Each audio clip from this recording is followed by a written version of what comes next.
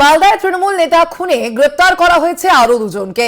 মালদার ইংরেজ বাজার থেকে গ্রেপ্তার নরেন্দ্রনাথ তিওয়ারি এবং স্বপন শর্মা। তৃণমূলের প্রাক্তন কাউন্সিলর নরেন্দ্রনাথ তিওয়ারি এখনো পর্যন্ত তৃণমূল নেতা খুনে গ্রেপ্তার করা হয়েছে 7 জনকে। 2রা জানুয়ারি খুন হন তৃণমূল নেতা, মালদার তৃণমূল নেতা তথা পুর প্রতিনিধি দুলাল সরকার ওরফে বাবলা, এবং এই ঘটনাতেই গ্রেপ্তারের সংখ্যা বেড়ে দাঁড়ালো 7।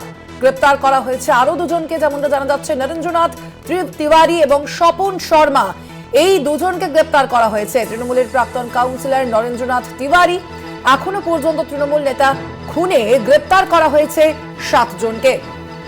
আমরা দেখেছিলাম গত 2রা জানুয়ারি খুন হন তৃণমূল নেতা, মালদার তৃণমূল নেতা তথা পুর প্রতিনিধি দুলাল সরকার, এবং সেই ঘটনা নিয়ে একদিকে যেমন রাজনৈতিক তরজা শুরু হয়েছিল, পাশাপাশি ষড়যন্ত্রের অভিযোগ করা হয়েছিল দুলাল সরকারের পরিবারের পক্ষ থেকে। এই বিষয়ে আরো বিস্তারিত জানবো। ফোন লাইনে রয়েছেন প্রতিনিধি গৌতম চক্রবর্তী। গৌতম, এখনো পর্যন্ত কি আপডেট রয়েছে? যাদের গ্রেপ্তার করা হয়েছে তাদের কি পরিচয়, কি জানা যাচ্ছে সামগ্রিকভাবে বলো।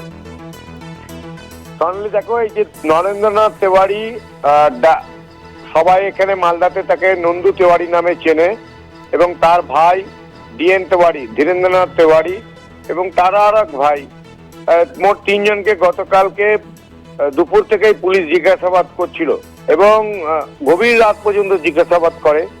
এবং নরেন্দ্রনাথ তিওয়ারির ভাই ডিএন তিওয়ারি বলেন যে আমরা পুলিশকে সব রকম সহযোগিতা করবো, আমাদেরকে চক্রান্ত করে ফাঁসানো হচ্ছে। কিন্তু আমরা দেখলাম যে গভীর রাতে পুলিশ এদেরকে ছেড়ে দেওয়ার পরেও আবার এই নরেন্দ্রনাথ তিওয়ারি অর্থাৎ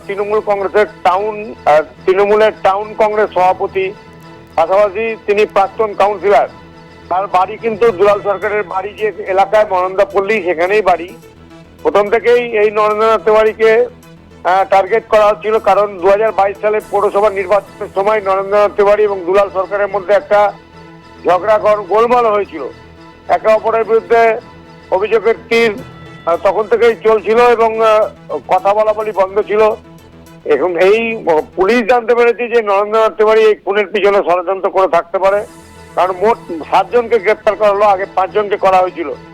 নরেন্দ্রনাথ তিওয়ারি পাশাপাশি স্বর্ণালী মালদার এক নার্সিংহোম মালিক এবং ওষুধ ব্যবসায়ী স্বপন শর্মা, তার বাড়ি পিরোজপুর। তার কিন্তু কিছু আগে অতীতে এরকম ক্রিমিনাল ব্যাকগ্রাউন্ড রয়েছে, তাকেও পুলিশ গ্রেপ্তার করেছে এই ঘটনায়। এখন পর্যন্ত মোট 7 জনকে গ্রেপ্তার করা হয়েছে এবং আজকে এই 2 জনকে মালদা জেলা আদালতে তোলা হবে এবং তুলে পুলিশ নিজেদের হেফাজতে নিয়ে আবার জিজ্ঞাসাবাদ করবে, আমরা এমনটাই জানতে পারছি। এখন পর্যন্ত মূল যে পুলিশ বলছিল অভিযুক্ত যারা পলাতক, এই যে বাবলু যাদব এবং কৃষ্ণ রজক, তাদেরকে কিন্তু এখন পর্যন্ত পাওয়া যায়নি।